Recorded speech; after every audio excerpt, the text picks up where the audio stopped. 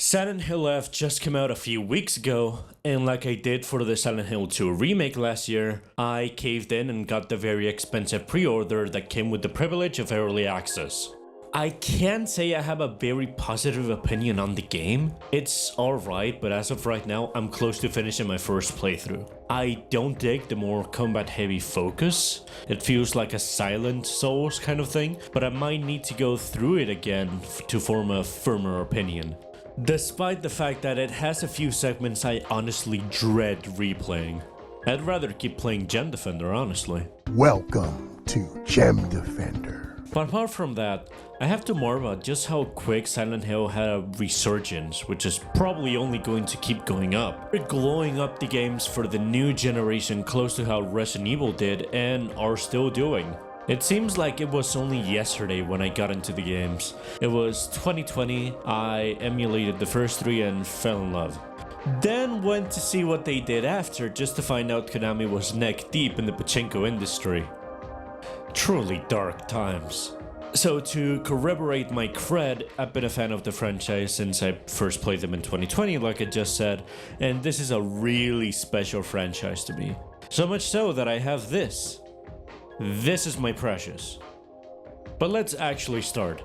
It's been a year since the release of the Silent Hill 2 remake, and this game had a lot of eyes on it since the first trailer, with most of the fans being critical from the first go. But thankfully Bloober Team did have time to go back and tweak things up to taste. And no, this is not a video that'll delve into the stuff that happened around the game. I already made a video on that before the game's release, addressing some of its controversies. Although it's nothing scandalous, just details weird nerds were normal about. But let's actually start with the obvious. Remakes. Remake is a wonderful word to fans of some franchises, while it sends a chill down the spine of fans of other franchises. The strength of a remake lies in revitalizing and delivering a modern upgrade to a classic game from the bones itself, not like a remaster which is a fresh coat of paint with the same bones underneath.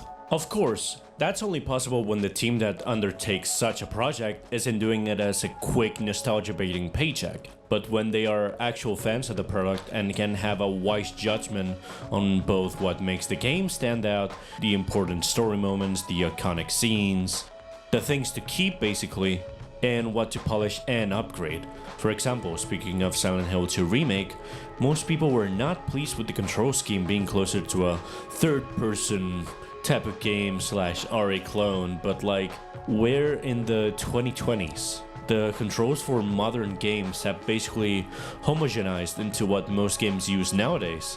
We're long past the prime time for tank controls. I like them, and I like them a lot in classic survival horror, but this game is not aiming for that retro feel at all. Speaking of, there are some differences in the approach to horror found here compared to the original. The games, while keeping the same bones, both do a bunch of things differently, which makes both feel like different iterations on the same story. Good. I want a reason to play both versions. I'll start by talking about one of the biggest changes the remake brought: the camera. The beloved fixed camera angles were cut for a more direct and modern over-the-shoulder perspective. And honestly, it has its strengths and flaws. The original Silent Hill 2 is a pretty slow burn type of horror which feeds off of the environment. The dense fog, the gruff look of things, the static for the radio once things went south. The camera added to the creep factor with odd angles, dead corners where you could only hope there wasn't a creature waiting to get you, and even a dodge angle or two. It's the sort of horror that thrives off of stuff like stiff tank controls or a slow burn atmosphere. You know, two things the original Silent Hill 2 has in spades. Meanwhile, I'd say that in the remake, it's a way more immediate and fast-paced game, if that makes any sense. Ironically enough, the game actually is way longer than the original, but that's thanks to levels being stretched pretty damn far and expanded on more than anything. But being a faster-paced game demands for another type of horror, and frankly, it doesn't make the game scarier. It goes for a more graphic, shocking type of content that is more disgusting than it is creepy. You can only be unsettled by so many dead bodies until you just become numb and desensitized, like it's just another part of the scenery here.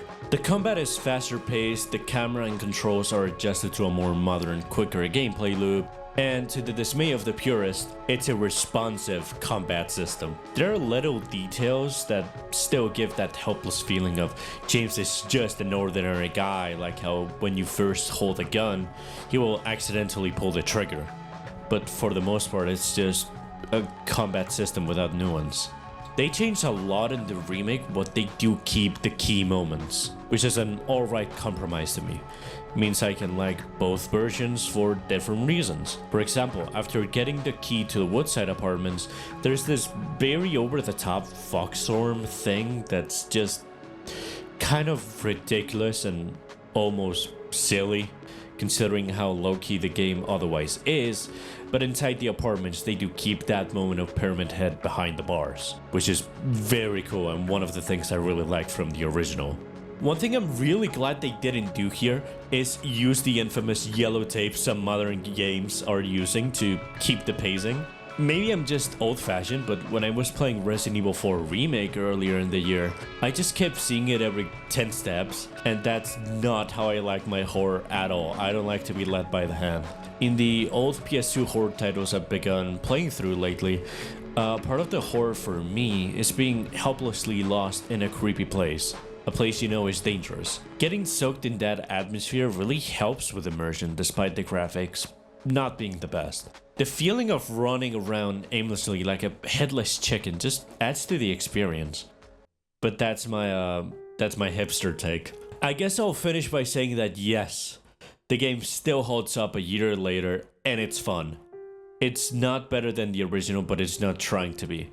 It's just a different Steam interpretation of events. I believe the question of which is better should be changed to which do I prefer or what style speaks to me the most. And that can only be answered by playing both and thinking about it. I've been Roth and you've been excellent. Thank you for watching.